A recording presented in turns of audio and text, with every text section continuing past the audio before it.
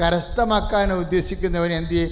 മേലെങ്കിൽ കൂടി വിട്ടുകുറയ്ക്കണം. പക്ഷേ in what spirit, എന്തിനാണ് ചെയ്യേണ്ടത്? അവിടെയാണ് പ്രശ്നം. ഇപ്പം നിന്നോട് നേരത്തെ വഴക്കുണ്ടായിരുന്ന കക്ഷിയാണ് ഇപ്പം നിൻ്റെ സമയം ആവശ്യപ്പെട്ടിരിക്കുക.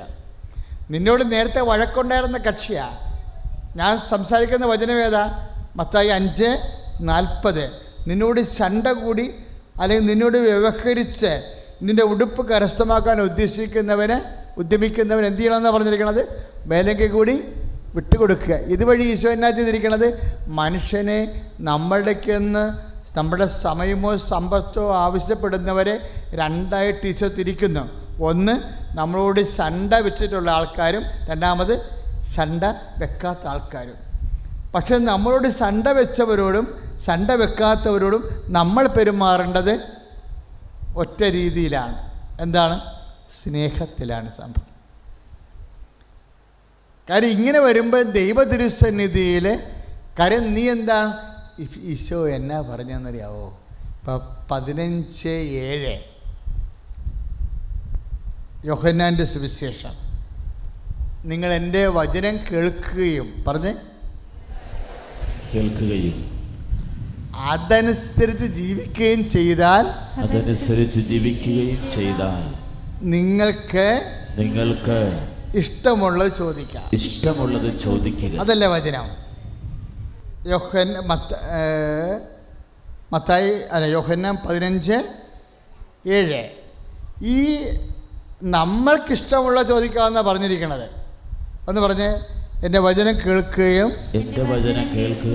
അതനുസരിച്ച് ജീവിക്കുകയും ചെയ്താൽ നിങ്ങൾക്കിഷ്ടമുള്ളത് ചോദിക്കാം. അതിനല്ലേ മാർത്ത പറഞ്ഞത്? എന്താ പറഞ്ഞത്? കർത്താവേ, നീ ചോദിക്കണത് എന്തും. 11:22. ഈ യോഹന്നാൻ്റെ 11:22 യോഹന്നാൻ്റെ 15:7 തമ്മിൽ കണക്റ്റഡാണ്. ഒന്ന് എന്താ പറയണത്? കർത്താവേ, നീ ചോദിക്കണത് എന്തും ദൈവം നിനക്ക് തരുമെന്ന് എനിക്കറിയാം. അപ്പോൾ ഈശോ തിരിച്ചു പറഞ്ഞത് എന്താണ്? ഞാൻ മാത്രം ചോദിക്കണതല്ല, നിങ്ങൾക്കും ചോദിക്കണത് എന്തും ഞാൻ ചോദിക്കണത് എന്തും പിതാവിൽ നിന്ന് എനിക്ക് ലഭിക്കണ പോലെ നിങ്ങൾ ചോദിക്കണത് എന്തും നിങ്ങൾക്കും ദൈവത്തിൽ നിന്നും എന്നിൽ നിന്നും ലഭിക്കും. എങ്ങനെയാണത്? അത് 15:7 അനുസരിച്ചുകൊണ്ട. ഏതാണ്? നിങ്ങൾ എൻ്റെ വചനം കേൾക്കുകയും അതനുസരിച്ച് ജീവിക്കുകയും ചെയ്തുകൊണ്ട്. ഇപ്പം നമ്മൾ ഉടമ്പടി ചെയ്ത് കഴിഞ്ഞാൽ ഒരു മാസം ഒരു വചനമെങ്കിലും ഇവിടെ വന്ന് കേൾക്കണം, അല്ലേ? അതാണ് നമ്മുടെ ഒരു നിബന്ധന. രണ്ടാമത്തെ നിബന്ധന എന്താണ്? 6 നിബന്ധന വെച്ചിരിക്കുന്ന 6 നിയോഗം വെച്ചിരിക്കുന്ന കാരണം 6 പ്രാവശ്യം നമ്മളെ വചനം ഒരു മാസം കേൾക്കണം. 5 വചനങ്ങൾ ഷാലോൺ TV-യിൽ അല്ലെങ്കിൽ മരിയൻ TV-യിലോ അല്ലെങ്കിൽ യൂട്യൂബിലോ കേൾക്കണം. എന്തിനാ വചനം കേൾക്കണത്? അത് 15:7 അനുസരിച്ച് കൊണ്ടാണ്. നിങ്ങളെൻ്റെ വചനം കേൾക്കുകയും നിങ്ങളെൻ്റെ വചനം, അത് അവൻ പറഞ്ഞതില്ലേ? അവൻ പറഞ്ഞതുപോലെ ചെയ്തുകൊള്ളാവുന്നല്ലേ നമ്മൾ ഉടമ്പടി ചെയ്തിരിക്കണത്, ഇല്ലേ? അവൻ പറഞ്ഞത് എന്താണ്? നിങ്ങളെൻ്റെ വചനം കേൾക്കുകയും അതനുസരിച്ച് ജീവിക്കുകയും ചെയ്താൽ. അതാണ് അവൻ പറഞ്ഞത്. അതനുസരിച്ച് നമ്മൾ ആദ്യം എന്താ കേൾക്കണത്? വചനം കേൾക്കും. വചനം കേൾക്കുമ്പോൾ എന്താ ചെയ്യണത്? വചനം കേൾക്കണത് എന്തിനു വേണ്ടിയാണ്? അതനുസരിച്ച് ജീവിക്കാൻ വേണ്ടിയാണ്. അപ്പോഴെന്നാ സംഭവിക്കും? അപ്പോൾ സംഭവിക്കുന്നത് 11:22 യോഹന്നാൻ എന്താ പറയണത്? കർത്താവേ, നീ ചോദിക്കണത് എന്തും ദൈവം നിനക്ക് തരുമെന്ന് എനിക്കറിയാം. അപ്പോൾ ഈശോ തിരിച്ചെന്താ പറയണത്? യോഹന്നാൻ്റെ സുവിശേഷത്തിൽ, എനിക്ക് മാത്രമല്ല നിങ്ങൾ ചോദിക്കണത് എന്തും നിങ്ങൾക്ക് ലഭിക്കും. എങ്ങനെയാണ്?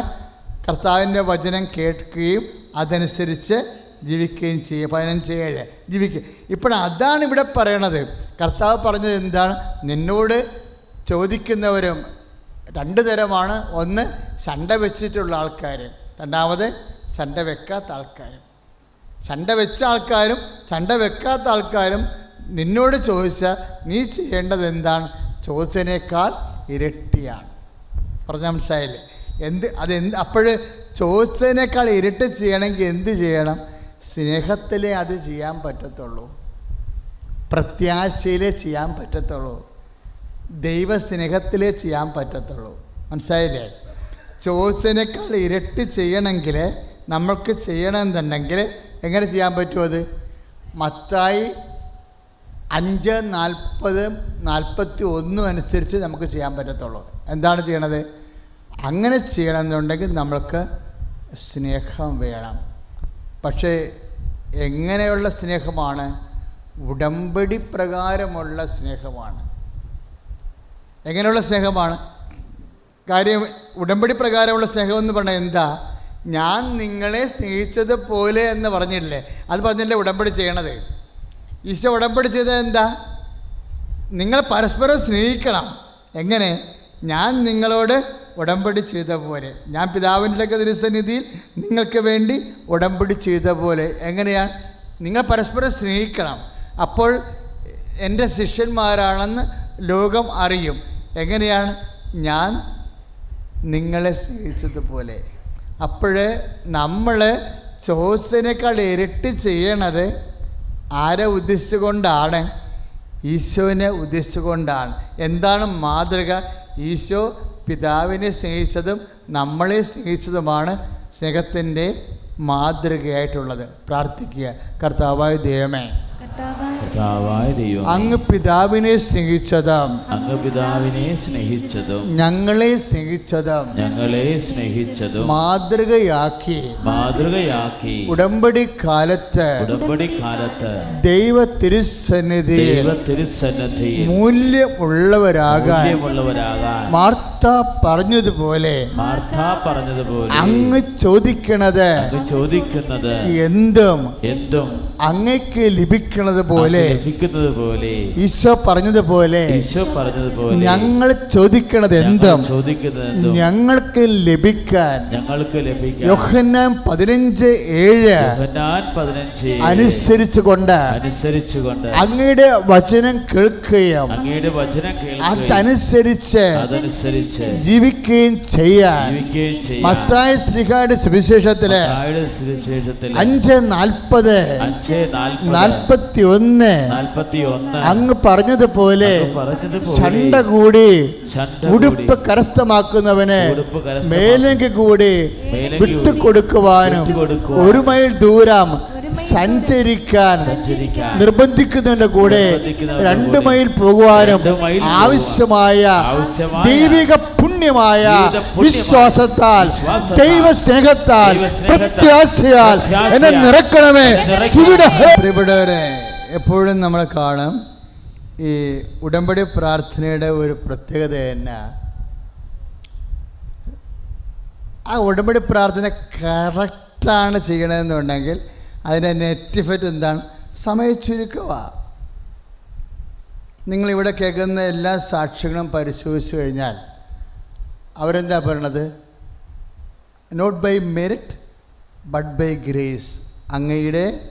ഞങ്ങളുടെ മെറിറ്റ് കഴിവ് കൊണ്ടല്ല, ദൈവത്തിൻ്റെ കൃപ കൊണ്ടാണ്. എഫേസ്യൻസ് 2:8 ആ പറയണത്.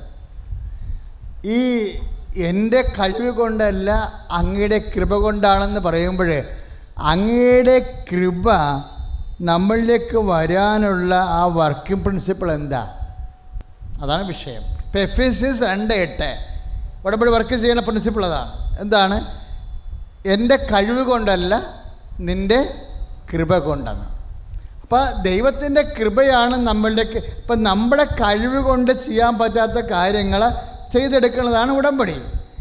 ഇപ്പം ആ ഉടമ്പടിയിൽ ദൈവത്തിൻ്റെ കൃപ നമ്മളിലേക്ക് വരാനുള്ള നമ്മളുടെ യോഗ്യത എന്താ അത് ഈ ദൈവസ്നേഹം തന്നെയാണ്. കാര്യം പിതാവിൻ്റെ കൃപ ഈശോയിലേക്ക് വരാനുണ്ടായിരുന്ന തത്വം പഠിച്ചാൽ ഈശോൻ്റെ കൃപ നമ്മളിലേക്ക് വരാനുള്ള തത്വമാകും. ഇതാൻ്റെ മാത്തമാറ്റിക്സ്. പിതാവിൻ്റെ കൃപ എങ്ങനെയാണ് ഈശോയിലേക്ക് വന്നത്? പിതാവിൻ്റെ കൃപ എങ്ങനെയാണ് ഈശോയിലേക്ക് വന്നതെന്ന് നമ്മൾ ടെക്നിക്കലായിട്ട് അറിഞ്ഞു കഴിഞ്ഞാൽ ഈശോൻ്റെ കൃപ എങ്ങനെയാണ് നമ്മളിലേക്ക് വരണമെന്ന് അറിയാൻ പറ്റും. പിതാവിൻ്റെ കൃപ എങ്ങനെയാണ് ഈശോയിലേക്ക് വന്നത്? ഇതാ ഞാൻ തിരഞ്ഞെടുത്ത എൻ്റെ ദാസൻ, എൻ്റെ ആത്മാവ് പ്രസാദിച്ച എൻ്റെ പ്രിയപ്പെട്ടവൻ, അവൻ്റെ മേൽ എൻ്റെ ആത്മാവിനെ ഞാൻ അയക്കും. അതാണ് 12:18. മത്തായി ശ്ലീഹായുടെ സുവിശേഷത്തിൽ 12:18 വെച്ചുകൊണ്ടാണ് പിതാവിൻ്റെ കൃപ ഈശോയിലേക്ക് അപ്ലോഡ് ചെയ്തത്. മക്കളെ, ഇതിൻ്റെ അകത്ത് മന്ത്രവും തന്ത്രവും ഒന്നും ഇല്ല. മന്ത്രവും തന്ത്രത്തിലൂടെ ദൈവത്തിനെ പറ്റിക്കണത് അത് വേറെ ലോകമാണ്. ഇത് സത്യദൈവത്തിനെ സത്യസന്ധമായി അനുഭവിക്കുന്നതിന് വേണ്ടിയുള്ള സുവിശേഷ സൂത്രങ്ങളാണ്. പിതാവിൻ്റെ കൃപ എങ്ങനെയാണ് ഈശോയിലേക്ക് വന്നത്? ഞാൻ തിരഞ്ഞെടുത്ത എൻ്റെ ദാസൻ, എൻ്റെ ആത്മാവ് പ്രസാദിച്ച, പ്രസാദം കൃപ അല്ലേ, ആത്മാവ് പ്രസാദിച്ച എൻ്റെ പ്രിയപ്പെട്ടവൻ. എന്താണ് ആത്മാവ് പ്രസാദിച്ചത്? ആത്മാവ് പ്രസാദിച്ചത് എന്താ? ഈശോ മാക്സിമമാണ് ചെയ്തത്.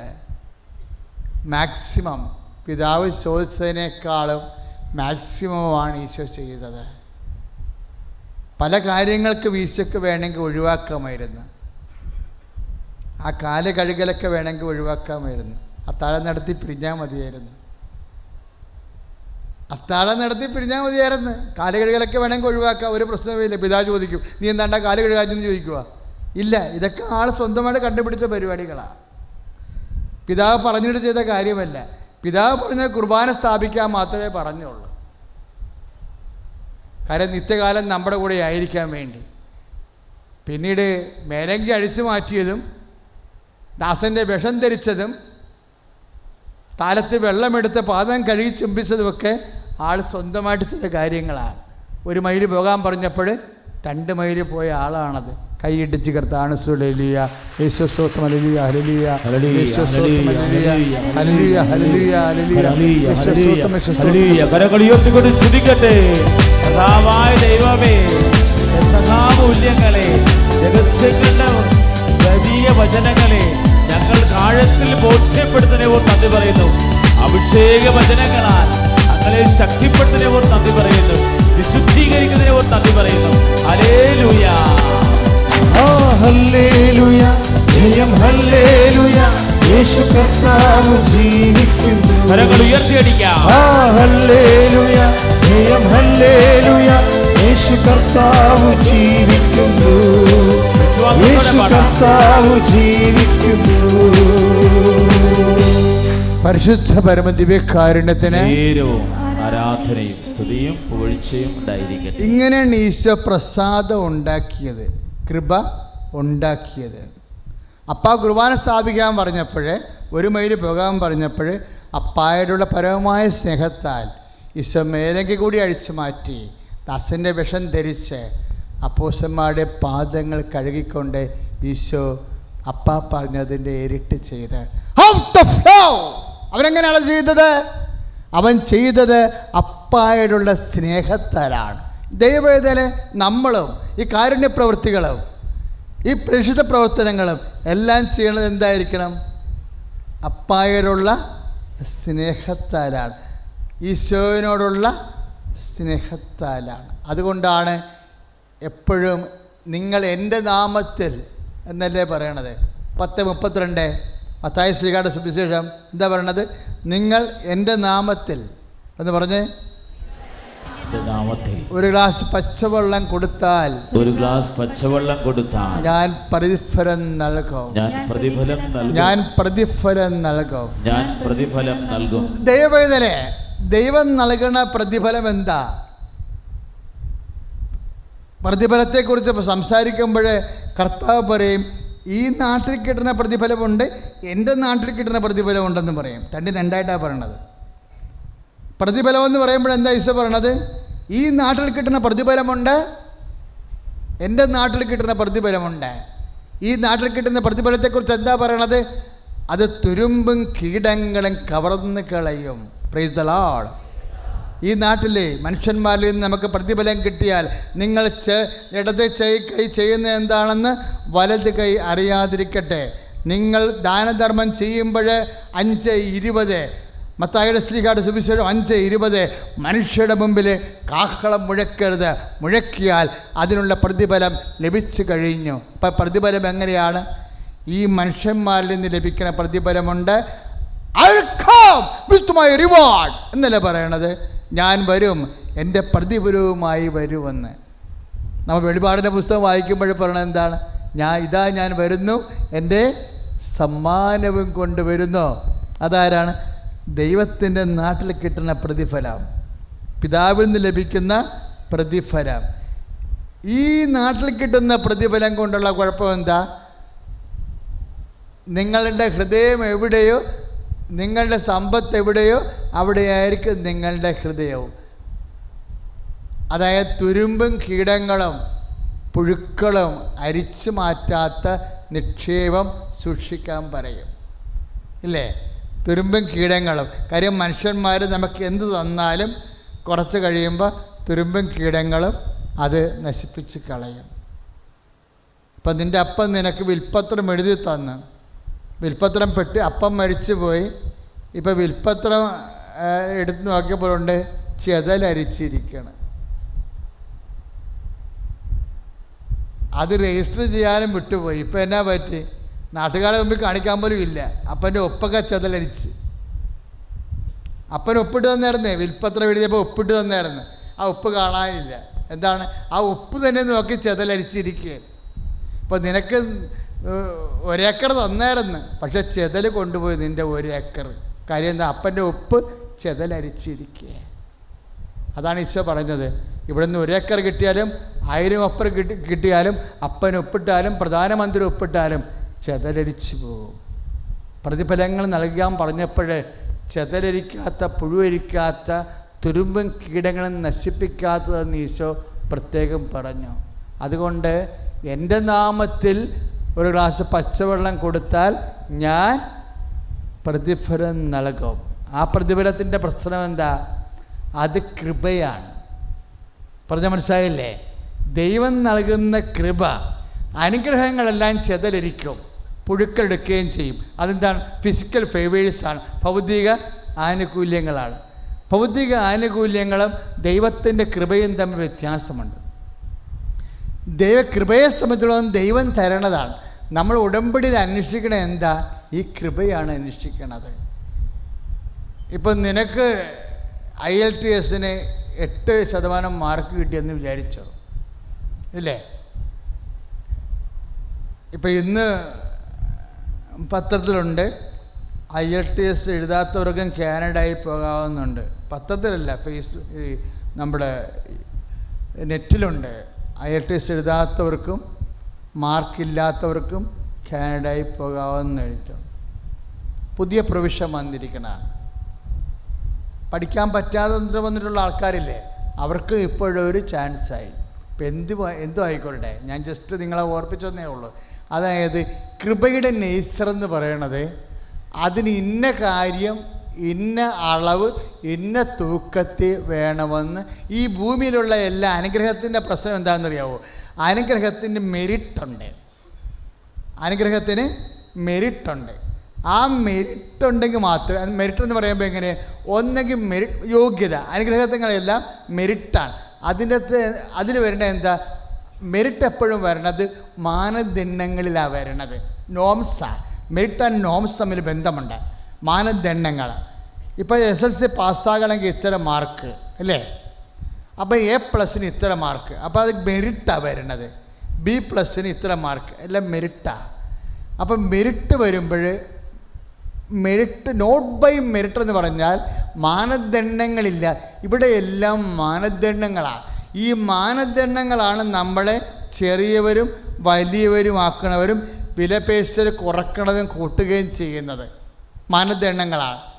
കർത്താവിന് നമുക്ക് ലഭിക്കുന്നത് അനുഗ്രഹങ്ങൾക്കെല്ലാം മാനദണ്ഡങ്ങൾ വരും. എങ്ങനെ കിട്ടിയാൽ? ഫിസിക്കൽ ഫേവേഴ്സിൻ്റെ ഒരു പ്രത്യേകതയാണ്. കൃപയെ സംബന്ധിച്ചിടത്തോളം മാനദണ്ഡങ്ങളില്ല. അവിടെ സ്ലാബുകളില്ല. നിന്റെ ദൈവം വിചാരിച്ചാൽ എല്ലാത്തിനും ഒരു തീരുമാനമാകും.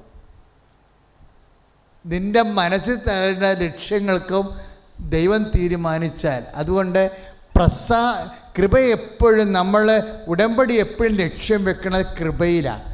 എങ്ങനെ ഈശോൻ്റെ മനസ്സിനെ പ്രസാദിപ്പിക്കാം, അതിന് നമ്മളെടുക്കുന്ന മാനദണ്ഡം എന്താണ്? ഈശോ എങ്ങനെ അപ്പനെ പ്രസാദിപ്പിച്ചത്, ഈശോ എങ്ങനെ അപ്പനെ പ്രസാദിപ്പിച്ചതെന്നാണ് ഈശോ 5:40 എഴുതിയിരിക്കുന്നത്. എങ്ങനെയാണ്? എന്നോട് അപ്പം പറഞ്ഞതിൻ്റെയൊക്കെ ഇരട്ടി ഞാൻ ചെയ്താണ് അപ്പനെ പ്രസാദിപ്പിച്ചത്. Out of love. ഞാനതെങ്ങനെയാണ് ചെയ്തത്? എങ്ങനെ ചെയ്തത്? അപ്പനോടുള്ള, അല്ലാതെ പെയ്തും പെരക്കും പിച്ചുമ്പയും പറഞ്ഞല്ല ചെയ്തിരിക്കണത്, തർക്കിച്ചല്ല.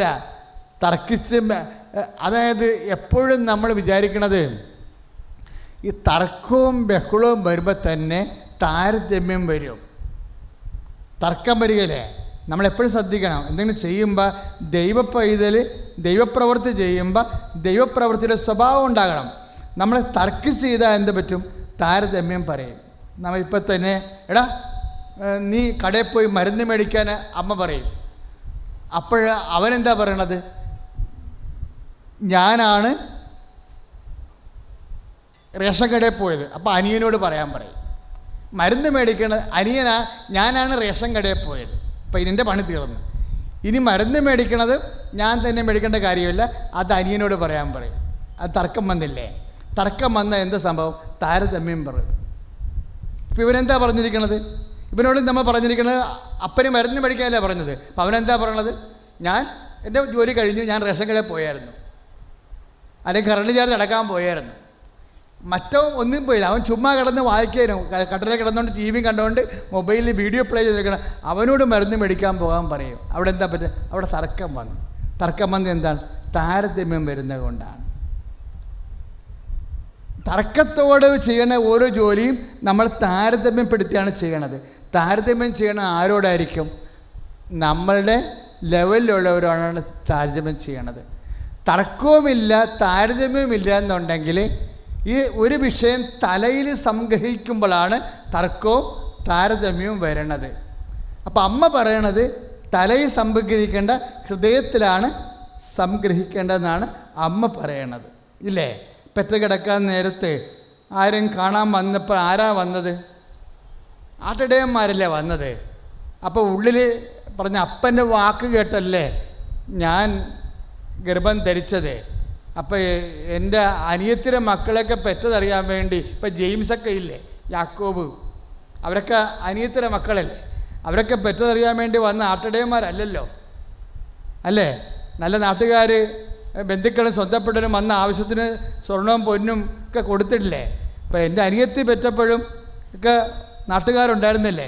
ഞാൻ അപ്പൻ്റെ വാക്ക് കേട്ടല്ലേ ജീവിച്ചത്. ഞാൻ പെറ്റപ്പോൾ ആട്ടിടയന്മാരല്ലേ വന്നത്. തലയിലാണ് കൊണ്ടിരുന്നെങ്കിൽ തർക്കം ഉണ്ടായേനെ. അപ്പം അമ്മ പറയണത് ഞാൻ തലയിലത് കൊണ്ടില്ല, ഞാൻ പെറ്റ് കിടന്നപ്പോൾ പെറ്റതറിയാൻ വേണ്ടി ആട്ടിടയന്മാർ വന്നപ്പോഴും എൻ്റെ അനിയത്തി യോഹന്നാനും യാക്കോബിനെ പെറ്റപ്പോൾ നാട്ടുകാർ വന്നപ്പോഴും ഞാനത് തർക്കമെടുത്തില്ല. ഞാൻ തലയിലല്ല കൊണ്ടത്, ഞാൻ എൻ്റെ ഹൃദയത്തിലാണ് കൊണ്ടത്. എന്താ കാര്യം? ഹൃദയത്തിൽ സംഗ്രഹിക്കുക. തർക്കവും ഉണ്ടാകണ എപ്പോഴാണ്? താരതമ്യം വരുമ്പോഴാണ്. തർക്കം വരാതെ എപ്പോഴാണ്? ഹൃദയത്തിൽ സംഗ്രഹിക്കുന്നതാണ്. ഹൃദയത്തിൽ സംഗ്രഹിക്കുമ്പോൾ എൻ്റെ ഹൃദയത്തിലുള്ളത് ആരാണ്? ദൈവമാണ് ഹൃദയത്തിലുള്ളത്. മനുഷ്യന്മാർ തമ്മിൽ താരതമ്യപ്പെടുമ്പോഴാണ് തർക്കം വരണത്. അത് തലയിൽ സംഗ്രഹിക്കുമ്പോൾ ബുദ്ധിപരമായിട്ട് എടുക്കുമ്പോഴാണ് ഏറ്റക്കുറച്ചിലുണ്ടാകുന്നത്. അപ്പം നിരാശയും സങ്കടവും ഉണ്ടാകും. പല അപ്പന്മാരോടും അമ്മമാരോടും അവർ മരിക്കുന്ന സമയത്ത് പോലും മക്കൾ സംസാരിക്കാതെ പിരിഞ്ഞിട്ടില്ലേ? എന്തിനാണ്? ഭൗതിക വസ്തുക്കൾ ചേട്ടനെയോ അനുജനെയോ കൊടുത്തപ്പോൾ കൂടിയോ കുറഞ്ഞോ പോയതിൻ്റെ പേരിലാണ് നിങ്ങൾ മോന്തം കയറ്റി നിങ്ങളുടെ മോന്ത പോലെ തന്നെ അപ്പനെയും അമ്മനെയും ലോകത്ത് നിന്ന് പറഞ്ഞു വിട്ടിരിക്കണത്. അതെന്താണ്? തലയിൽ സംഗ്രഹിച്ചതിൻ്റെ ഭാഗമാണ്. അമ്മ എന്താ പറയണത്? ഒന്നും തലയിൽ സംഗ്രഹിക്കേണ്ടതല്ല, എല്ലാം ദൈവത്തിനെ ഒപ്പിച്ച് ചെയ്യേണ്ടതാണെന്നാണ്. അതുകൊണ്ടാണ് ഹൃദയത്തിൽ സംഗ്രഹിച്ചേക്കുന്നത്. തർക്കവുമില്ല. അവിടെ ഒന്ന് പ്രാർത്ഥിച്ച്, കർത്താവ് ദൈവമേ സൽപ്രവൃത്തികളെക്കാൾ കൃപാവര പ്രവൃത്തികള് ദൈവനാമത്തിന്റെ മഹത്വത്തിന് വേണ്ടി മാത്രം ചെയ്യാൻ മനുഷ്യന്മാരോട് താരതമ്യം ചെയ്യാതെ ദൈവത്തെ മുൻനിർത്തിക്കൊണ്ട് ദൈവനാമത്തിൽ ചെയ്യാൻ ദൈവമഹത്വത്തിന് ചെയ്യാൻ എന്നെ ദൈവ പൈതലാക്കണമേ. സ്തുതിക്കട്ടെ. ഹല്ലേലൂയ. കരങ്ങൾ ഉയർത്തിക്കൊണ്ട് സ്തുതിക്കട്ടെ. കർത്താവേ, ഞങ്ങളുടെ അനുദിന ജീവിതത്തെ സമർപ്പിക്കുന്നു, ജീവിത വ്യാപാരങ്ങളെ സമർപ്പിക്കുന്നു. കർത്താവേ, അങ്ങയുടെ നാമത്തില് പുണ്യപ്രവർത്തികൾ ചെയ്യുമ്പോൾ കർത്താവേ അങ്ങ് പറഞ്ഞ വരുമ്പോഴാണ് തർക്കങ്ങൾ വരുന്നത്. പക്ഷെ താരതമ്യപ്പെടുത്തേണ്ടത് ആര്? മനുഷ്യന്മാരോട് താരതമ്യപ്പെടുത്തരുത്. ആരോട് താരതമ്യപ്പെടുത്തണം? ദൈവത്തോട് താരതമ്യപ്പെടുത്തണം. ദൈവത്തിൻ്റെ നാമത്തിലാണ് നമ്മൾ കാരുണ്യപ്രവൃത്തികൾ, പ്രേക്ഷിത പ്രവൃത്തികൾ, ഉടമ്പടി പ്രകാരമുള്ള എല്ലാ നടപടികളും ചെയ്യേണ്ടത് ദൈവത്തിൻ്റെ നാമത്തിലാണ്. എന്തിനാണ് അങ്ങനെ ചെയ്യണത്? അപ്പോൾ നമുക്ക് ദൈവത്തിൻ്റെ തിരുസന്നിധിയിൽ വിലയുണ്ടാകും. ദൈവത്തിൻ്റെ തിരുസന്നിധിയിൽ വിലയുണ്ടാകും. അപ്പോൾ ദൈവത്തിൻ്റെ ഇപ്പോൾ ഈശോ തന്നെ പറഞ്ഞിട്ടില്ലേ 12:21, നിങ്ങൾ ദൈവ തിരുസന്നിധിയിൽ സമ്പന്നരാകുവിൻ. ലുക്കായുടെ സുവിശേഷം ഇല്ലേ 12:21 എന്നാ പറഞ്ഞിരിക്കണത്? നിങ്ങൾ ദൈവ തിരുസന്നിധിയിൽ സമ്പന്നരാകാൻ. എങ്ങനെ ദൈവ തിരുസന്നിധിയിൽ സമ്പന്നരാകാൻ പറ്റും? ദൈവ തിരുസന്നിധിയിൽ സമ്പന്നരാകുമ്പോൾ എന്ത് സംഭവിക്കുന്നു? നമ്മുടെ പ്രാർത്ഥനാശേഷി, അതായത് നമ്മളുടെ മെരിറ്റ് കൂടിക്കൊണ്ടിരിക്കും. നമ്മളുടെ മെരിറ്റ് കൂടിക്കൊണ്ടിരിക്കും. എങ്ങനെയാണ്? ദൈവ തിരുസന്നിധി, നമ്മൾ ദൈവ തിരുസന്നിധിയിലാണ് നമ്മുടെ മെരിറ്റ് കൂടുന്നത്, മനുഷ്യൻ്റെ തിരുസന്നിധിയിലല്ല. മനസ്സിലായില്ലേ? അതായത് ലുക്ക 12:21 ദൈവ തിരുസന്നിധിയിൽ പറഞ്ഞ് സമ്പന്നനാകാതെ തനിക്ക് വേണ്ടി തന്നെ സമ്പത്ത് ശേഖരിക്കുന്നവന്റെ അവസ്ഥയാണിത്. അപ്പൊ ഈശോ മുന്നോട്ട് വെക്കുന്ന ഒരു മാർഗം നമ്മുടെ വാങ്ങൽ ശേഷി, സ്വീകരണശേഷി, അനുഗ്രഹ സ്വീകരണശേഷി വർദ്ധിക്കാൻ വേണ്ടി നമ്മൾ എന്താ ചെയ്യേണ്ടത്? ദൈവ തിരുസന്നിധിയിൽ നമ്മൾ സമ്പന്നനായി മാറണം. ഈ ദൈവ തിരുസന്നിധിയിൽ നമ്മൾ മെറിറ്റോറിയസ് ആയിട്ട് വിലയുള്ളവരായിട്ട് മാറാൻ വേണ്ടിയാണ്. മാറിയാൽ എന്താ സംഭവിക്കണത്? അങ്ങനെ മാറിയാൽ ഈ മാർത്ത പറഞ്ഞ കാര്യം സംഭവിക്കും. 11 യോഹന്നാൻ 11:22 നീ ചോദിക്കണത് എന്തും ദൈവം നിനക്ക് തരുമെന്ന് എനിക്കറിയാമെന്ന് പറഞ്ഞില്ലേ? അപ്പോഴാണ് യേശു തിരിച്ചു പറഞ്ഞത്, യോഹന്നാൻ്റെ സുവിശേഷത്തിൽ തിരിച്ചും പറയും പോലെ പറഞ്ഞിരിക്കണതാ, എനിക്ക് മാത്രമല്ല നിങ്ങൾക്കും ലഭിക്കും. എപ്പോഴാണ് ലഭിക്കുന്നത്? 15 യോഹന്നാൻ 15:7 അനുസരിച്ച് കൊണ്ട് ദൈവവചനം കേൾക്കുകയും അതനുസരിച്ച് ജീവിക്കുകയും ചെയ്താൽ. അപ്പം അങ്ങനെ വരുമ്പോൾ നമ്മളുടെ ഈ ഉടമ്പടിയിൽ സംഭവിക്കുന്നത്, നമ്മൾ ആ ഉടമ്പടി പ്രകാരം അതിൻ്റെ നിബന്ധനകൾ പാലിക്കുമ്പോൾ നിങ്ങളുടെ മനസ്സിലുണ്ടാകേണ്ടത് എന്താ? ഈ നിബന്ധനകൾ പാലിക്കുന്നതനുസരിച്ച് എല്ലാ നിബന്ധനകളും പാലിക്കേണ്ടത് എങ്ങനെയാണ്? ഔട്ട് ഓഫ് ലവ് ആണ്. അവിടെയാണ് നമുക്ക് പെസക് സംഭവിച്ചിരിക്കുന്നത്.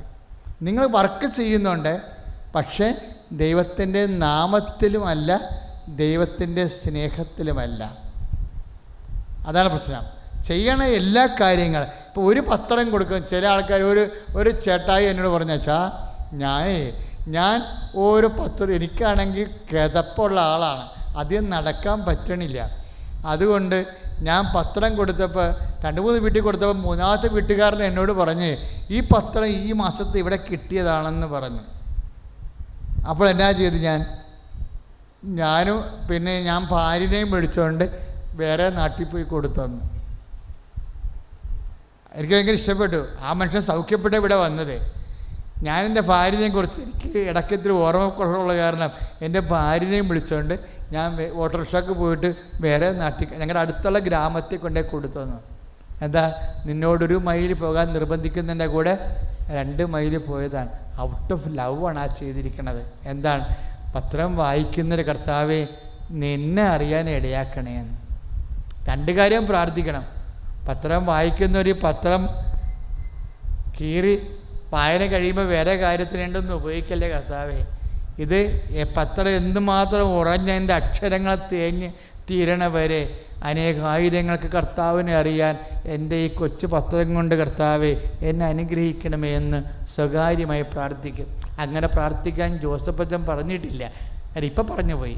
നേരത്തെ ഞാൻ പറഞ്ഞിട്ടില്ലെങ്കിലും നിങ്ങളങ്ങനെ പ്രാർത്ഥിച്ചാണ് കൊടുക്കണമെന്നുണ്ടെങ്കിൽ 1 മൈൽ പോകാൻ പറഞ്ഞതിൻ്റെ അടുത്ത് 2 മൈൽ പോകണവനെ പോലെയാവും. ഇതിൻ്റെ എല്ലാത്തിൻ്റെ ഉദ്ദേശം എന്താണ്? കർത്താവിൻ്റെ മനസ്സ് ഒലിക്കണം. കർത്താവിൻ്റെ മനസ്സ് നിങ്ങളെ കാണുമ്പോൾ കർത്താവിൻ്റെ മനസ്സ് ജനക്കൂട്ടത്തെ കണ്ടപ്പോൾ അതിന് അനുകമ്പ തോന്നിയെന്ന് പറഞ്ഞില്ലേ? ദൈവത്തിൻ്റെ മനസ്സിന് ഇളക്കം തട്ടണം. ജനക്കൂട്ടത്തെ കണ്ടപ്പോൾ ഈശോയ്ക്ക് അനുകമ്പ തോന്നി. ചുമ്മാ അനുകമ്പ തോന്നത്തില്ല, കാരണം ഉണ്ടാകണം. ജനക്കൂട്ടത്തെ കണ്ടപ്പോൾ ഈശോയ്ക്ക് അനുകമ്പ തോന്നി. ദൈവത്തിൻ്റെ മനസ്സ് ഇളക്കണതിന് ചുമ്മാ ഇരുന്ന് ഇളകണമല്ല, ചുമ്മാ ഇരുന്ന് ഉരുകത്തല്ല, കാരണമെന്ന് പറഞ്ഞിട്ടുണ്ട് അതിനകത്ത്. കാരണം എന്തുകൊണ്ടാണ് കർത്താവിൻ്റെ മനസ്സ് ഇളകിയത്? കാരണം എന്താണ്? 3 ദിവസമായി അവരെന്നോടുകൂടി ആയിട്ട്, അതാണ് കാരണം. ചുമ്മാ നമ്മളെ കാണുമ്പോൾ ദൈവത്തിൻ്റെ മനസ്സ് ഇളകത്തൊന്നുമില്ല. അതിന് കാരണമുണ്ടെന്നാണ് കർത്താവിൻ്റെ വചനം പറയണത്. എന്താണ് കാരണം? സാധാരണ കാരണമൊന്നുമല്ല. ജനക്കൂട്ടത്തെ കണ്ടപ്പോൾ അവന് അനുകമ്പ തോന്നി. കാരണം 3 ദിവസമായി അവരെന്നോടുകൂടി ആയിട്ടെന്ന്. കാര്യം എന്താണ്? എല്ലാം മറന്ന് കർത്താവിൻ്റെ കൂടെ കൂടിയിരിക്കുക. എന്ന് വെച്ച് കഴിഞ്ഞാൽ 100% കർത്താവിനെ വിശ്വസിച്ചു കൊണ്ടുള്ള ദൈവത്തിൻ്റെ കൂടെ ആയിരിക്കുക എന്ന് വെച്ച് കഴിഞ്ഞാൽ അതിൻ്റെ അർത്ഥം എന്താ? കർത്താവിൻ്റെ വചനങ്ങൾ കേട്ട് അതനുസരിച്ച് അങ്ങ് ജീവിക്കുക. കർത്താവിൻ്റെ വചനങ്ങൾ കേട്ട് അതനുസരിച്ച് നമ്മൾ അതായത് എനിക്ക് നിസ്സംശയം പറയാൻ പറ്റും. കാര്യം ഉടമ്പടിയേക്കാൾ വലിയൊരു കാര്യം ഇനി ചെയ്യാൻ പറ്റത്തില്ല. ഇപ്പം നൊവേനയുടെ കാലം കഴിഞ്ഞില്ലേ, അതിനുശേഷം ഓരോരോ പ്രാർത്ഥനാ രൂപങ്ങൾ വന്നില്ലേ. പക്ഷെ ഇതെന്ന് പറയണത് സമ്പൂർണ്ണമാണ്. എന്താ കാര്യം എന്നറിയാവോ? ഇതിലും മുഴുവനും ബൈബിളാണ്.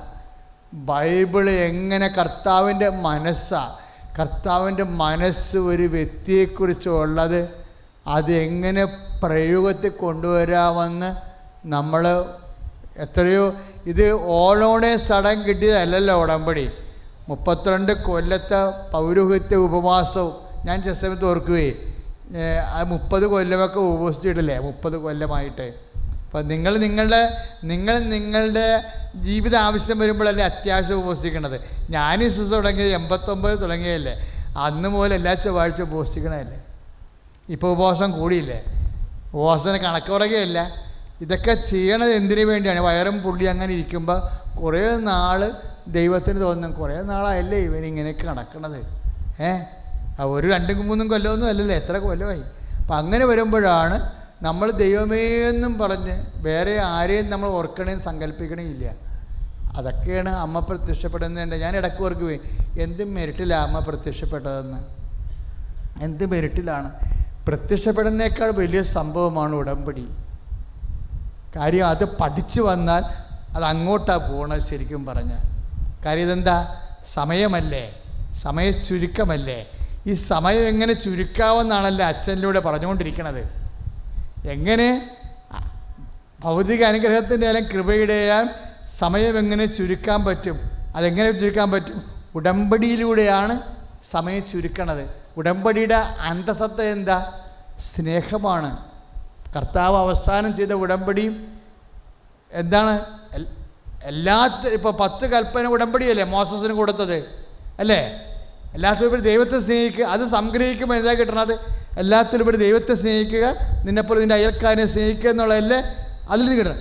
ഇനി ഈശോ കുർബാന സ്ഥാപിച്ചപ്പോഴും ആ ബേസ്മെൻറ്റിന് മാറ്റമില്ലല്ലോ. ഞാൻ നിങ്ങളുടെ പാദങ്ങൾ കഴുകിയെങ്കിൽ നിങ്ങളും പരസ്പരം പാദങ്ങൾ കഴുകണം. കാര്യം എന്താണ്? ഞാനാണ് നിങ്ങളുടെ കർത്താവ്, നിങ്ങളുടെ കർത്താവാണ് നിങ്ങളുടെ പാദം കഴുകിയത്. ഇതിനകത്ത് വന്നിരിക്കുന്ന വ്യത്യാസം എന്ന് പറയണത് കർത്താവ് പാദം കഴുകിയെന്ന് മാത്രമേ ഉള്ളൂ. പഴയ നിയമത്തിലെ ഉടമ്പടിയും പുതിയ നിയമത്തിലെ ഉടമ്പടിയും തമ്മിലുള്ള വ്യത്യാസം എന്താ? ഒന്നേ ഉള്ളൂ.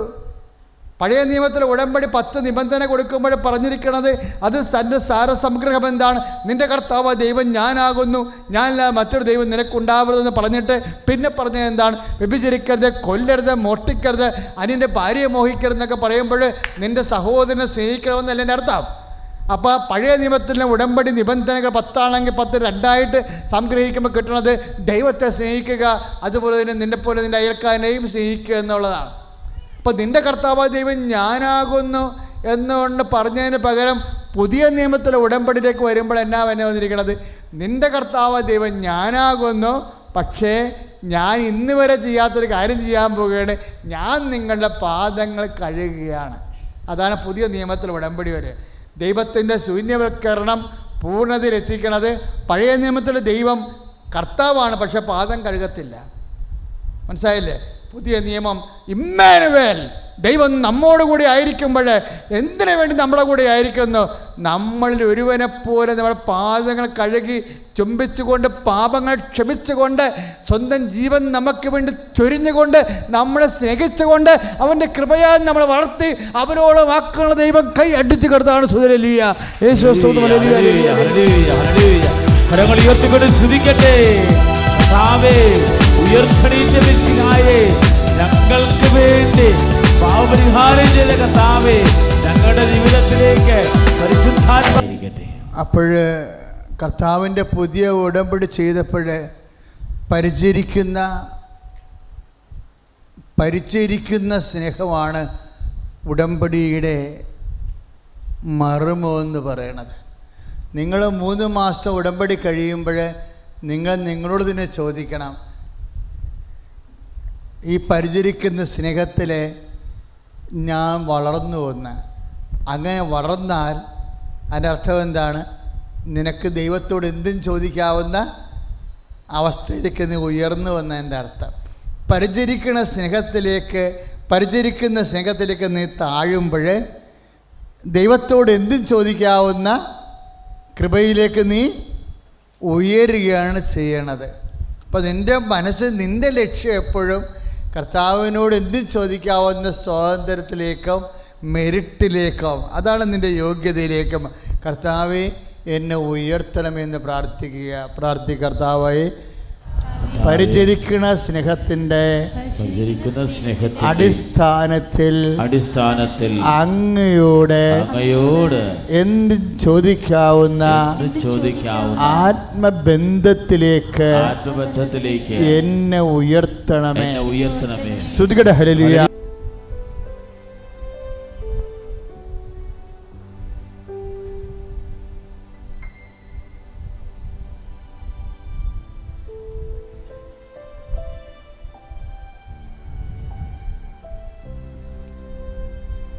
ഉടമ്പടി വിഷയങ്ങൾ ഇപ്പോൾ മനസ്സിൽ ഓർക്കേണ്ടതാണ്.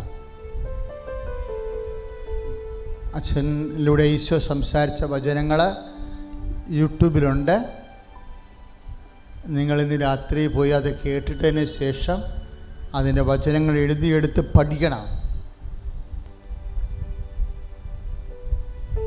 ആ വചനങ്ങൾ എഴുതിയെടുത്ത് പഠിച്ചതിന് ശേഷം അതുപോലെ ആകാൻ വേണ്ടി പ്രാർത്ഥിക്കണം. അങ്ങനെ പ്രാർത്ഥിച്ച് വരുമ്പോൾ ദൈവ തിരുസന്നിധിയിലുള്ള നിങ്ങളുടെ അനുഗ്രഹശേഷി, ബ്ലെസ്സിങ്സ്, അതായത് ദൈവ തിരുസന്നിധിയിൽ നിന്ന് അനുഗ്രഹം, ബ്ലെസ്സിങ്സ് സ്വീകരിക്കാനുള്ള ശേഷി വർദ്ധിക്കും. വലിയ ദൈവ വെളിപാടാണ് നമുക്ക് കിട്ടിയത്. അവസാനത്തെ വെളിപാട് ഇവിടെ വന്നതിന് ശേഷം ഈശോ തന്നതാണ്. ഇന്ന് ഞാൻ സംസാരിച്ച എല്ലാ കാര്യങ്ങളും കഴിഞ്ഞ 30 മിനിറ്റിനുള്ളിൽ ഞാൻ മുറിയിലായിരിപ്പോൾ ലാസ്റ്റ് ടൈമിൽ ഈശോ പറഞ്ഞ കാര്യങ്ങളാണ് എല്ലാം. അതായത് മാർത്ത ലാസറിൻ്റെ കുഴിമാടത്തിൽ നിന്ന് പറഞ്ഞത് 11:22, കർത്താവേ അങ്ങ് ദൈവത്തോട് ചോദിക്കുന്നത് എന്തും ദൈവം അങ്ങേക്ക് നൽകും എന്നെനിക്കറിയാം. അതിൻ്റെ മറുപടി 15:7 നമ്മൾക്കും അതുപോലെ ഈശോനെ പോലെ ദൈവത്തോട് ചോദിക്കേണ്ടത് എന്തും കിട്ടാൻ കർത്താവിൻ്റെ വചനം അറിയുകയും എൻ്റെ വചനം നിങ്ങൾ നിലനിൽക്കുകയും ചെയ്താൽ ഇഷ്ടമുള്ളത് ചോദിക്കാം. അങ്ങനെ അതാണ് ഉടമ്പടിയുടെ അന്തസ്സത്ത എന്ന് പറയണത്. ഉടമ്പടി നിങ്ങളെ കൃപയിൽ വളർത്തുകയും ദൈവത്തിൻ്റെ സ്വന്തമാക്കുകയും ചെയ്യും. അതുകൊണ്ട് ഉടമ്പടിയിൽ എന്ത് ചെയ്താലും അത് നിയമപരമായി കടപ്പെട്ടൊരു കാര്യം ചെയ്ത് മാറ്റുന്നതിനേക്കാൾ ഉപരി കർത്താവിനോടുള്ള വലിയ ആത്മബന്ധത്താൽ ദൈവസ്നേഹത്താൽ ചെയ്യണമെന്നാണ് ഇന്ന് പരിശുദ്ധാത്മാവ് നമ്മളെ അനുസ്മരിപ്പിച്ചത്. പ്രാർത്ഥിക്കുക. കർത്താവേ, അങ്ങ് നൽകിയ വെളിപാടിന് നന്ദി പറയുന്നു. അതനുസരിച്ച് ജീവിക്കുവാൻ ഞങ്ങളെ സഹായിക്കണമേ. കർത്താവേ, എന്നെ വളർത്തണമേ. അങ്ങയുടെ തിരുസന്നിധിയിൽ നിന്റെ കരുണയുടെ യോഗ്യതയാൽ നിലനിൽക്കാൻ എന്നെ സഹായിക്കണമേ. സ്തുതിക്കട്ടെ. ഹല്ലേലൂയ. കരങ്ങൾ ഉയർത്തിക്കൊണ്ട് സ്തുതിക്കട്ടെ. കർത്താവേ, അങ്ങയുടെ കരുണ ഞങ്ങളുടെ മേൽ നിറയ്ക്കണമേ എന്ന് പ്രാർത്ഥിക്കുന്നു. കർത്താവേ, കൃപ ഞങ്ങളുടെ മേൽ ഒഴുകണമേ. ഉടമ്പടിയിൽ സമർപ്പിച്ച നിയോഗങ്ങൾ, ഇപ്പോൾ ഞങ്ങൾ സമർപ്പിക്കുന്ന നിയോഗങ്ങൾ എല്ലാം ഇപ്പോൾ ഓർത്ത് പ്രാർത്ഥിക്കുന്ന കർത്താവേ, യൂട്യൂബിലൂടെ ശുശ്രൂഷ കണ്ട് പ്രാർത്ഥിക്കുന്നവര് ഉടമ്പടിയിൽ സമർപ്പിച്ച നിയോഗങ്ങൾ ഓർത്ത് പ്രാർത്ഥിക്കട്ടെ. ദൈവത്തിന്റെ കൃപ, ദിവ്യകാരുണ്യത്തിന്റെ ശക്തി, പരിശുദ്ധ ദിവ്യകാരുണ്യത്തിന് ആരാധനയും സ്തുതിയും പുകഴ്ചയും ഉണ്ടായിരിക്കും. രോഗികൾക്ക് വേണ്ടി പ്രാർത്ഥിക്കാൻ പോവുകയാണ്. അച്ഛൻ പ്രാർത്ഥിക്കുമ്പോഴൊക്കെ മക്കളെ സ്തുതിച്ചുകൊണ്ടിരുന്നാൽ മതി. ശക്തമായി സ്തുതിക്കണം. സ്തുതിയുടെ ഹല്ലേലൂയ. നല്ലവനായ ഈശോയെ, ഒന്നും അസാധ്യമല്ലാത്തവനെ, ഈശോ അങ്ങയുടെ വിശുദ്ധ പൗരോഹിത്യത്തെ കർത്താവേ അങ്ങ് മഹത്വപ്പെടുത്തണമേ. കർത്താവേ, ഉദരരോഗികളെ സമർപ്പിച്ച് പ്രാർത്ഥിക്കുന്ന കർത്താവേ, ഈശോ ഉദരരോഗികളെ സമർപ്പിച്ച് പ്രാർത്ഥിക്കുന്ന കർത്താവേ, ഉദരരോഗിയുടെ കൈകളിൽ കർത്താവേ അങ്ങയുടെ വലത്തുകരം വെക്കണം. കർത്താവേ, ഉദരരോഗികൾ അനുഭവിക്കുന്ന സങ്കടങ്ങൾ കർത്താവേ, സഹിക്കാൻ പറ്റാത്ത വേദനകൾ കർത്താവേ, കുടൽ രോഗങ്ങൾ, കുടലിലെ പുണ്ണുകൾ, രക്തസ്രാവങ്ങൾ, ഉദരാശ രോഗങ്ങൾ, മൂത്രാശയത്തിൽ കല്ലുകൾ, മൂത്രമൊഴിക്കുമ്പോൾ വേദന, അലർജി, കരൾ രോഗങ്ങൾ, കിഡ്നി രോഗങ്ങൾ കർത്താവെ സ്പർശിക്കണമേ. കർത്താവെ, കിഡ്നികളെ സ്പർശിക്കണമേ, പാങ്ക്രിയാസിനെ സ്പർശിക്കണമേ, കരളിനെ സ്പർശിക്കണമേ. ഈശോ, കരളിനെ സ്പർശിച്ച കർത്താവെ, ഈശോ വയറുവിറുക്കല് രോഗങ്ങൾ കർത്താവ്, വരാൻ പോകുന്നതുമായ മുഴുവൻ രോഗങ്ങളെ സ്പർശിക്കണമേ. കർത്താവെ, ഹൃദയരോഗങ്ങളെ സ്പർശിച്ച കർത്താവെ, ഈശോ, ഉദരത്തെ സ്പർശിച്ച കർത്താവെ, പതിരെ സ്പർശിക്കുന്ന കർത്താവെ, ഈശോ ട്രാൻസ്ലേറ്റ് കർത്താവെ, ഈശോ തൈറോയിഡിനെ സ്പർശിച്ച കർത്താവെ, ഈശോ കടുത്ത തലവേദനകൾ ഈശോ സ്പർശിക്കുന്ന കർത്താവെ, ഉദരരോഗങ്ങൾ, വായുരോഗങ്ങൾ, തൈറോയ്ഡ് രോഗങ്ങൾ, തൊണ്ട രോഗങ്ങൾ, ടോൺസൈറ്റ് രോഗങ്ങൾ, പിൻകഴുത്ത് രോഗങ്ങൾ, സ്പോണ്ടിലസ് രോഗങ്ങൾ, അസ്ഥി രോഗങ്ങൾ, നടുരോഗങ്ങൾ കർത്താവ് സ്പർശിക്കണമെന്ന് പ്രാർത്ഥിക്കുന്നു. ഈശോ ഉദരാശയ രോഗങ്ങൾ, അണ്ടാശയ രോഗങ്ങളെ സ്പർശിക്കുന്ന കർത്താവെ, സിസ്റ്റുകളെ സ്പർശിച്ച കർത്താവെ, മുഴകളെ സ്പർശിച്ച കർത്താവെ, ക്രിയാനെ സ്പർശിച്ച് പ്രാർത്ഥിക്കുന്ന കർത്താവെ, ഈശോ അസ്ഥിരോഗ കർത്താവെ, രക്തത്തിൽ കൗണ്ട് കുറയുന്നവരെ സ്പർശിച്ച് പ്രാർത്ഥിക്കുന്നു. മക്കൾ ഇല്ലാത്ത പ്രാർത്ഥിക്കുന്നു. മക്കൾ ഇല്ലാത്തവരെ സമർപ്പിച്ച് പ്രാർത്ഥിക്കുന്ന വാദ രോഗികളെ സമർപ്പിച്ച് പ്രാർത്ഥിക്കുന്നു കർത്താവ്, വാദ രോഗികളെ സ്പർശിക്കുന്ന കർത്താവ്, ചൊറിച്ചിറങ്ങ കർത്താവ്, ദുഃഖ രോഗങ്ങൾ, വിസർപ്പ രോഗങ്ങൾ കർത്താവ് സമർപ്പിച്ച് പ്രാർത്ഥിക്കുന്ന വിശുദ്ധ രക്തത്താൽ ചൊക്കു രോഗികളെ കഴുകണമേ. അത്ഭുത രോഗശാന്തി നടക്കണമേ. യേശു ക്രിസ്തു നാമത്തില് മാർഗ രോഗങ്ങള്, തിരവേദികള്, അവസ്വായ രോഗങ്ങള്, എംബ്രംസ് രോഗങ്ങള് യേശുവിന്റെ നാമത്തില് മാറിപ്പോണം. ഹല്ലേലൂയ. കരങ്ങൾ ഉയർത്തി കരഞ്ഞ് പ്രാർത്ഥിക്കട്ടെ. കർത്താവേ, സൗഖ്യപ്പെടുന്ന ദൈവമേ, ഞങ്ങളങ്ങേ സ്തുതിച്ച് പ്രാർത്ഥിക്കുന്നു. പുതിയ ചർമ്മങ്ങൾ പൊതിയുന്ന ദൈവമേ, ഞങ്ങളങ്ങേ സ്തുതിച്ച് പ്രാർത്ഥിക്കുന്നു. മാരക രോഗങ്ങള് സൗഖ്യപ്പെടുന്നതിനെ ഓർത്ത് ഞങ്ങളങ്ങേ ആരാധിക്കുന്നു. തീരാവ്യാധികളില് അങ്ങേറ്റെടുത്ത് നന്ദി പറയുന്നു. ഹല്ലേലൂയ. രോഗമെല്ലാം മാറിടട്ടെ, കഷ്ടമെല്ലാം നീങ്ങിടട്ടെ, രോഗമെല്ലാം മാറിടട്ടെ, കഷ്ടമെല്ലാം നീങ്ങിടട്ടെ, തിരുമുറിവിനാൽ സുഖപ്പെടട്ടെ, തിരുമുറിവിനാൽ സുഖപ്പെടട്ടെ. തിരുക്കരത്താൽ താങ്ങിയെന്നെ, തിരുരക്തത്താൽ കഴുകണമേ, തിരുക്കരത്താൽ താങ്ങിയെന്നെ, തിരുരക്തത്താൽ കഴുകണമേ. Praise the Lord. നമ്മൾ ഉടമ്പടി സമർപ്പിച്ചിരിക്കുന്നത് പോലെ മക്കളില്ലാത്തവരെ, വിവാഹ തടസ്സമുള്ളവരെ, ഇനി പറയുന്ന വ്യക്തികൾക്ക് വേണ്ടിയാണ് ഇനി പ്രാർത്ഥിക്കാൻ പോകുന്നത്. മക്കളില്ലാത്തവർ, വിവാഹ തടസ്സമുള്ളവരെ, സ്ഥലവും വീടും ഇല്ലാത്തവരെ, സ്ഥലമില്ലാത്തവരെ, സ്ഥലമുണ്ട് പക്ഷേ വീട് ഇല്ലാത്തവരെ, സ്ഥലവും വീടും വലിയ കടക്കണിയിലായി ഈട് വെച്ചിരിക്കണവരെ, അതിന് ജപ്തി നടപടി നേരിടാൻ സാധ്യതയുള്ളവർ, അതുപോലെ തന്നെ ജോലിയില്ലാത്തവർ, ചെയ്തുകൊണ്ടിരിക്കുന്ന ജോലിക്ക് വേണ്ടത്ര വരുമാനം ഇല്ലാത്തവർ, ശമ്പളം കിട്ടാതെ 3-5 മാസം ശമ്പളം കുടുങ്ങിപ്പോയവർ, ഈ ആരാധന ഈ യൂട്യൂബിലൂടെ ഇപ്പോൾ അനേക രാജ്യങ്ങളിൽ പങ്കെടുത്തുകൊണ്ടിരിക്കുന്ന എല്ലാ മക്കളും ശ്രദ്ധയോടെ പ്രാർത്ഥിക്കുക. ഇതര സംസ്ഥാനങ്ങളിലും ഇതര രാജ്യങ്ങളിലുമൊക്കെ ജീവിക്കുന്ന നമ്മുടെ മക്കളാണ്.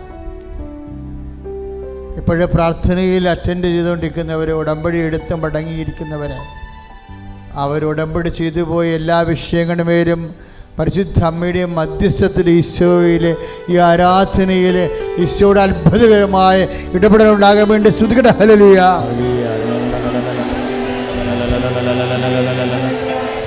ഉടമ്പടിയിൽ സമർപ്പിക്കുന്ന നിയോഗങ്ങൾ ഓരോന്നായി സമർപ്പിച്ച് പ്രാർത്ഥിക്കുന്നു. ഉടമ്പടി ഞങ്ങൾ വെച്ച നിയോഗങ്ങൾ, ഉടമ്പടി പുതുക്കിയപ്പോൾ ഞങ്ങൾ സമർപ്പിച്ച നിയോഗങ്ങൾ എല്ലാം ഇപ്പോൾ ഓർത്ത് പ്രാർത്ഥിക്കുന്നു. കർത്താവേ, ഓരോ കൂട്ടായ്മകളിൽ സമർപ്പിച്ച നിയോഗങ്ങൾ ഇപ്പോൾ സമർപ്പിച്ച് പ്രാർത്ഥിക്കുന്നു. സന്താനമില്ലാത്ത അവസ്ഥകൾ, ഭവനമില്ലാത്ത അവസ്ഥകൾ,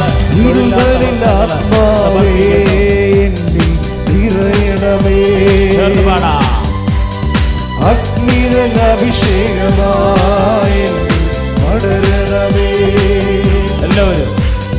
വിടുതലിനാത്മാവേ നിറയണമേ. ആമേൻ. അഗ്നിതലഭിഷേകമായി പടരണമേ.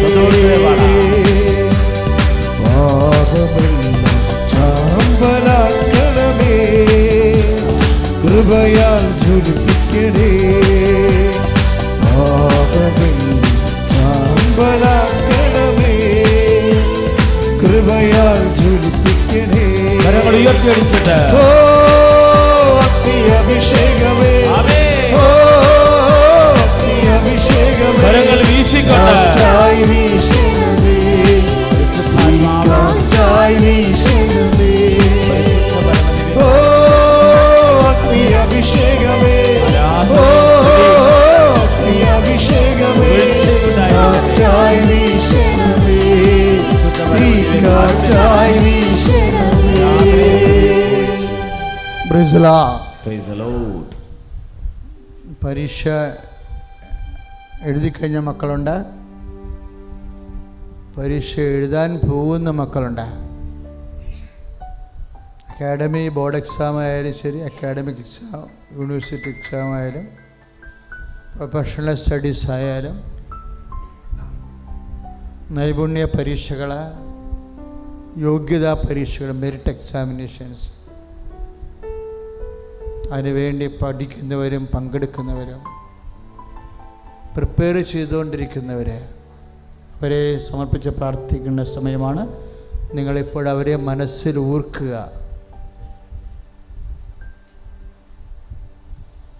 ടെക്നിക്കൽ പ്രോബ്ലംസ് വെച്ചാൽ എവിടെയെങ്കിലും സർട്ടിഫിക്കറ്റ് കുടുങ്ങിപ്പോവുക, സർട്ടിഫിക്കറ്റുകൾ കിട്ടാണ്ടിരിക്കുക, കൈമോശം വന്നുപോയത് കാണാണ്ടിരിക്കുക, പ്രമാണങ്ങളൊക്കെ കാണാതിരിക്കുന്നില്ലേ? സ്വർണ്ണ ഉൾപ്പെടെ പ്രമാണങ്ങളും പ്രധാനപ്പെട്ട ചില രേഖകൾ കാണാതിരിക്കുന്നില്ലേ? അതിനോട് ബന്ധപ്പെട്ട അത്രയും കാര്യങ്ങൾ നഷ്ടപ്പെട്ടതിന് തുല്യമാണ്. അതൊക്കെ ഇവിടെ ഉണ്ടെന്നുള്ളത് അമ്മയ്ക്കറിയാം.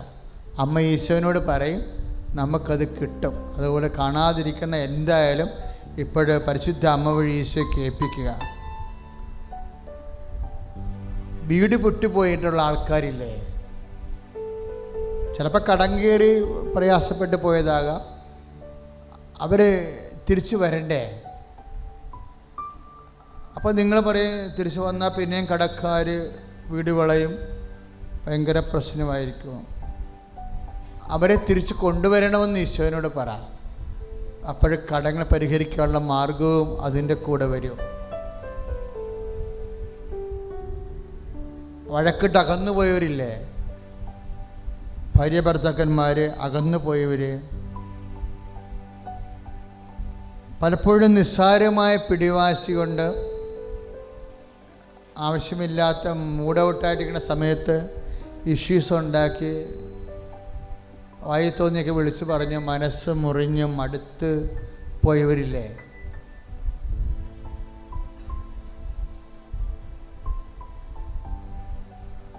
അവരെല്ലാം തിരിച്ചു വരേണ്ടതാണ്.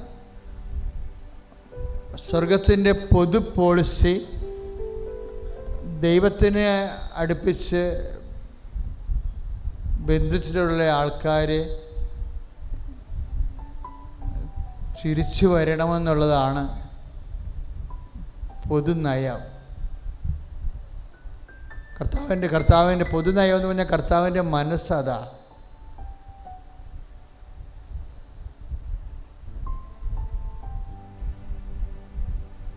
പോയവരെല്ലാം തിരിച്ചു വരണം. അപ്പനും അമ്മയായാലും അപ്പനെയും അമ്മയും നോക്കാൻ പറ്റണില്ലെങ്കിൽ അതിനുള്ള അവസ്ഥ തരാൻ വേണ്ടിയാണ് പ്രാർത്ഥിക്കുന്നത്. അല്ലാതെ അവരെ എന്നും കൊന്നും നമ്മൾക്കൊന്ന് മാറാനല്ല പ്രാർത്ഥിക്കേണ്ടത്. നിങ്ങൾ മുട്ടുമേ വീണ് കമഴ്ന്ന് കിടന്ന് പ്രാർത്ഥിക്കണം. അത് അപ്പനെയും അമ്മേനെയും നോക്കാൻ പറ്റണില്ല, കുഞ്ഞുങ്ങളുടെ രോഗം കാരണം ഒന്നിനും പറ്റണില്ല, അതിനുള്ള മാർഗം തരാൻ വേണ്ടിയാണ് പ്രാർത്ഥിക്കുന്നത്.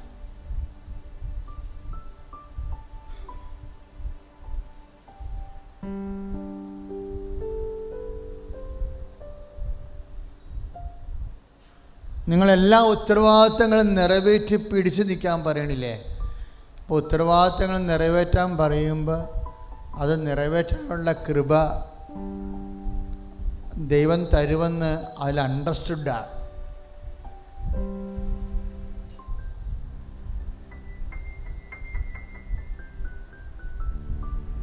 അകന്നുപോയ ഭാര്യാഭർത്താക്കന്മാർ, വീട്ടിൽ നിന്ന് ഇറങ്ങിപ്പോയ അമ്മമാർ, കടം കയറി മുടിഞ്ഞ് നാട് വിട്ടുപോയ സഹോദരങ്ങൾ ഒക്കെ തിരിച്ചു വരാൻ വേണ്ടി സ്തുതിക്കട്ടെ. ഹല്ലേലൂയ, ഹല്ലേലൂയ, ഹല്ലേലൂയ. കരങ്ങൾ ഉയർത്തിക്കൊണ്ട് സ്തുതിക്കുന്ന കർത്താവേ, കർത്താവേ, കാണാതെ പോയ മക്കളുണ്ട് കർത്താവേ, നഷ്ടപ്പെട്ടു പോയ ആധാരങ്ങൾ കർത്താവേ, ഡോക്യുമെന്റ്സുകൾ നഷ്ടപ്പെട്ടു പോയിട്ടുണ്ട് കർത്താവേ, ഉടമ്പടി പേപ്പർ ഉൾപ്പെടെ ഞങ്ങളുടെ കയ്യിൽ നിന്ന് കൈമോശം വന്നു പോയിട്ടുണ്ട് കർത്താവായ ദൈവമേ, അതെല്ലാം സമർപ്പിച്ച് പ്രാർത്ഥിക്കുന്നു. ആധാർ പേപ്പറുകൾ നഷ്ടപ്പെട്ടു പോയവരുണ്ട്, പാസ്പോർട്ട് നഷ്ടപ്പെട്ടു പോയവരുണ്ട് കർത്താവ്, എല്ലാം സമർപ്പിക്കുന്നു കർത്താവേ. ഭരണ ഉടമ്പടികൾ നഷ്ടപ്പെടുകയുണ്ട്, എല്ലാം സമർപ്പിക്കുന്നു കർത്താവേ. കരങ്ങൾ ഉയർത്തി സ്തുതിക്കട്ടെ. ഹല്ലേലൂയ. ആഭരണങ്ങൾ നഷ്ടപ്പെട്ടു പോയവര്, കാണാതെ പോയവര്, കൈമോശം വന്നു പോയവര്, കിട്ടാക്കടങ്ങള് സമർപ്പിച്ച് പ്രാർത്ഥിക്കുന്ന കർത്താവേ. ഹല്ലേലൂയ. യേശുവേ, യേശുവേ, യേശുവേ, യേശുവേ.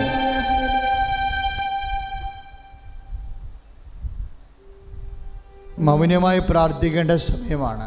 ഏറ്റവും വലിയ ദൈവകൃപ ചിന്തന സമയമാണ്. അമ്മ പ്രത്യക്ഷപ്പെട്ട അനുഗ്രഹത്തിന് മണ്ണിൽ നിന്നെ നിർത്തിയത് ദൈവമാണെന്ന് നീ ഓർക്കണം.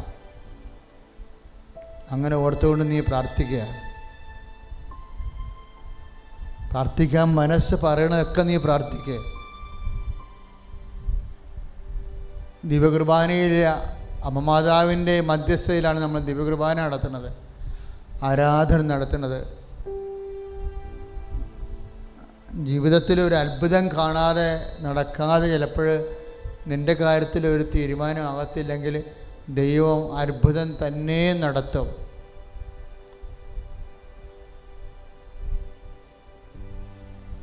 പതിനായിരക്കണക്കിന് മനുഷ്യരാണ് കൃപാസനത്തിൽ പ്രാർത്ഥിക്കുന്നവർക്ക് വേണ്ടി രാത്രിയും പകലും പ്രാർത്ഥിക്കുന്നത്. നിങ്ങളുടെ ഉടമ്പടി പ്രാർത്ഥന, സന്ധ്യയ്ക്ക് പ്രാർത്ഥിക്കുന്ന പ്രാർത്ഥന നിങ്ങൾക്കറിയാം.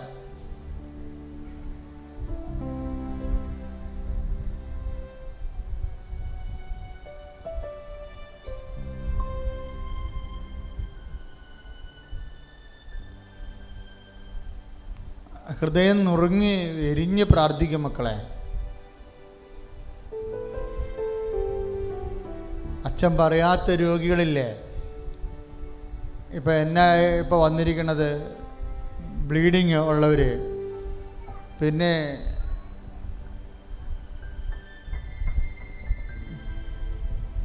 അറിയാതെ വയറ്റിൽ നിന്നൊക്കെ പോകുന്നവർ, മൂത്രം ട്രിപ്പായി പോകുന്നവർ, അവരെ കർത്താവ് ഇപ്പം സുഖപ്പെടുത്തിക്കൊണ്ടിരിക്കുക.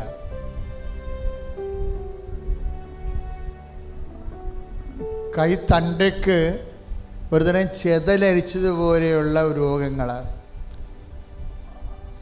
പഴുപ്പുണ്ടോയെന്ന് ചോദിച്ചാൽ പഴുപ്പുണ്ട്. പഴുപ്പ് കാണാൻ പറ്റത്തുമില്ല, നെക്കിയാൽ കിട്ടത്തുമില്ല, പക്ഷെ പഴുത്തതുപോലെ ഇരിക്കും. ആ രോഗിയെയും കർത്താവ് ഇപ്പം സുഖപ്പെടുത്തിക്കൊണ്ടിരിക്കുന്നു. അസ്ഥി കുഴയുടെ പിടുത്തം പോയവരെ കർത്താവ് സ്പർശിച്ചു കൊണ്ടിരിക്കുന്ന. ഇരുന്ന ഇരിപ്പ് ഇരിക്കും, ഇടത് മുട്ട് നിവർത്താൻ പറ്റത്തില്ല. ആ രോഗിയെയും കർത്താവ് സ്പർശിച്ചു കൊണ്ടിരിക്കുന്ന. ആഭിചാര പ്രവർത്തനങ്ങൾക്കും പിശാചിൻ്റെ പ്രവർത്തനങ്ങൾക്കും പോയവരെ കർത്താവ് കാണിക്കുന്നുണ്ട്. ഹൃദയം നുറുകി മാപ്പ് ചോദിച്ച് പരിഹാരം ചെയ്യാൻ പറയുന്ന, പുളി ഉപയോഗിക്കാൻ പാടില്ലാത്തവരെ ആ രോഗം എന്തായാലും ഇപ്പോഴീശോ അത് സുഖപ്പെടുത്തുന്ന.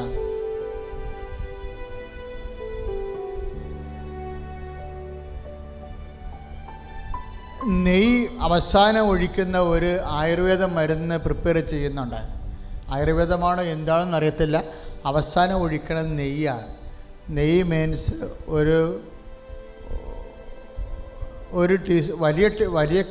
വലിയ തവിക്കാണെങ്കിൽ അതിൽ 2 ടീസ്പൂണാണ് നെയ്യ് കൊള്ളണത്.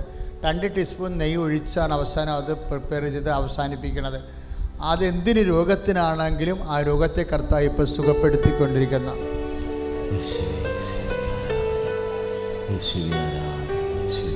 ഡിസംബറിൽ നടക്കേണ്ട കാര്യങ്ങളാണ്. അതിനിപ്പോൾ പ്രാർത്ഥിക്കാൻ പറയുകയാണ്. നിങ്ങൾ ഡിസംബറിൽ ഡേറ്റ് ഇട്ടിരിക്കുന്ന വിഷയങ്ങളിൽ മേൽ കർത്താവിൻ്റെ വലിയ കൃപ വരുന്നുണ്ട്. എന്നുവെച്ചാൽ മറ്റു ഡേറ്റുകളിൽ കൃപ ഇല്ലെന്നല്ല അർത്ഥം. എന്തോ സീരിയസ് ആയിട്ടുള്ള വിഷയമാണ്. അത് ഡിസംബറിലോട്ട് മാറ്റി വച്ചിരിക്കുകയാണ്. ഡിസംബറിലെങ്കിലും നടന്നാൽ മതിയായിരുന്നു എന്ന് പറയുന്ന കാര്യമാണ്.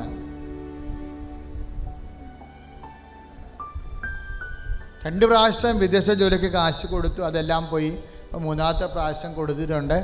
അതിൻ്റെ മേലുള്ള ദൈവത്തിൻ്റെ ആശ്വാസവും അനുഗ്രഹവും സംരക്ഷണവും ലഭിക്കുന്ന സന്ദേശമുണ്ട്. ഒരു മൂക്ക്, ഇടത് മൂക്ക് ദ്വാരം അടയുകയും വലത് മൂക്ക് ദ്വാരം ഉള്ളിലേക്ക് വലുതാകുകയും ചെയ്തിട്ട് ഉണ്ടാകുന്ന അസുഖം. എന്താണ് അസുഖത്തിൻ്റെ പേരറിയത്തില്ല. കർത്താവ് വ്യക്തിയെ സുഖപ്പെടുത്തുന്നു.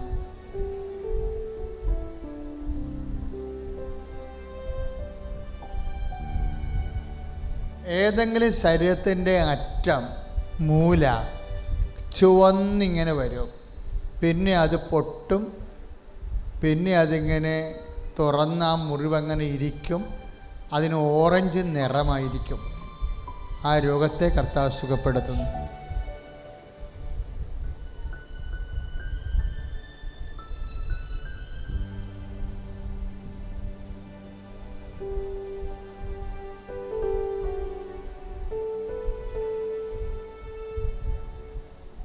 മൗനമായി പ്രാർത്ഥിക്കുക.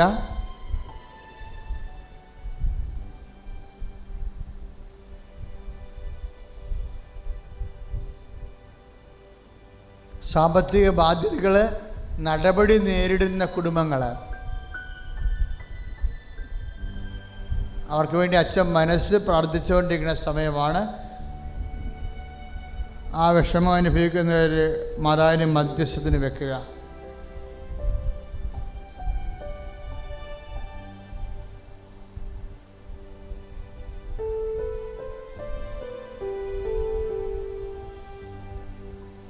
മുതുക ആരോ തൊലി പൊളിച്ചതുപോലെ എപ്പോഴും നീറ്റലും ഊത്തലുവാ.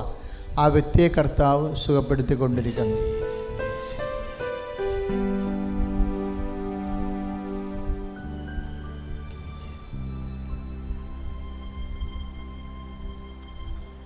ശരീരത്തിൽ മാങ്ങയുടെ ആകൃതിയുള്ള, ചെറിയ മാങ്ങയുടെ ആകൃതിയുള്ള അവയവം ഹൃദയം പോലെ ഇരിക്കും, പക്ഷേ ഹൃദയമല്ല, ഹൃദയത്തിൻ്റെ സ്ഥാനത്തല്ല ഇതിരിക്കണം, അതിനേക്കാൾ താഴ്ന്ന ഒരു സ്ഥലത്താണ് ഇരിക്കുന്നത്.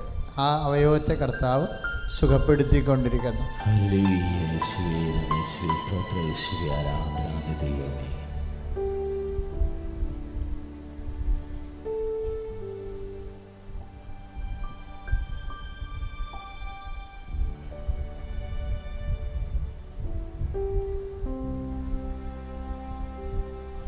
കുഞ്ഞുങ്ങൾ ഉണ്ടാകാത്തതിൻ്റെ കാരണം അണ്ടമോ ബീജമോ കൊഴുപ്പില്ലാത്തതാണ്. എന്ന് വെച്ചാൽ ചുമ്മാ വെള്ളം പോലെ ഇരിക്കും. അത് കൊഴുത്ത് തടിച്ച് വന്നാൽ മാത്രമേ കുഞ്ഞുങ്ങൾ ഉണ്ടാകത്തുള്ളൂ. ഇപ്പോൾ ആ അസുഖം മാറ്റി അത് കൊഴുത്ത് തടിക്കുന്നതായിട്ട് കർത്താവ് കാണിച്ചു തരുന്ന ശ്രുതിയുടെ ലേലിയ.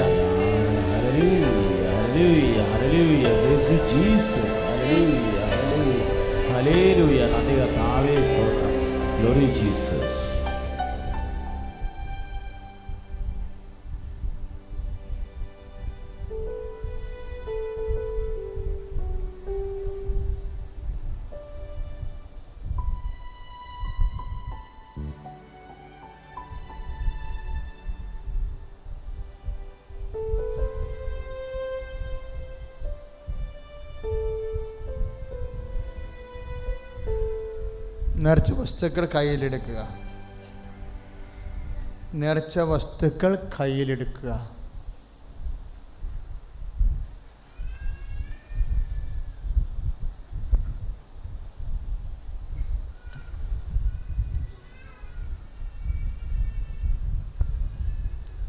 പത്രമാണ് നമ്മുടെ ഒന്നാമത്തെ നേർച്ച വസ്തു, മറന്നു പോകരുത്. ഈ പത്രത്തെക്കുറിച്ചുള്ള സാക്ഷ്യങ്ങൾ വല്ലാതെ നമുക്ക് നമ്മുടെ ബുദ്ധിയെ ഇങ്ങനെ മരവിപ്പിച്ചുകൊണ്ടാണ് ചില സാക്ഷ്യങ്ങൾ വരണത്.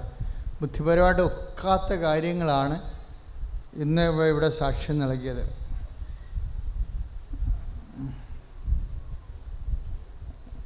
പത്രം വാങ്ങിക്കാത്തവരെ വാങ്ങിച്ചിട്ട് മാത്രമേ പോകാവൂ.